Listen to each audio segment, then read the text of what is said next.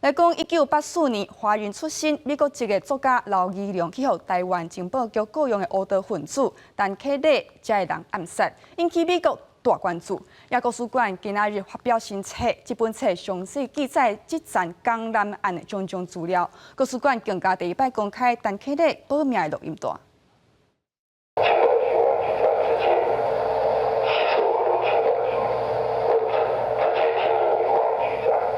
第一届公开的录音档案，内底是黑道人士陈启礼为着保性命，家己录的声，讲着家己替台湾的情报单位出手，伫美国暗杀出版蒋经国传的作家江南。国史馆即摆发表新册，其中一本江南案的史料，特别公布前总统蒋经国执政时，情报局参黑道交陪的资料。一个黑道的伊。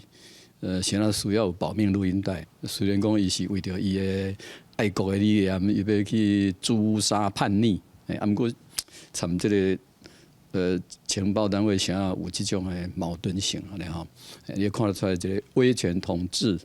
一寡面相。 这本册嘛讲到早前军政局长王希龄去封关押，国民党政府本地要用特权特赦，说好美国动起来内幕。迄个时阵呢，李焕行政院长啊，甲郝柏村参谋总长嘛，吼，因签的意见竟然呢，将这个陈其礼、王希龄吼，因三位的这种杀人犯。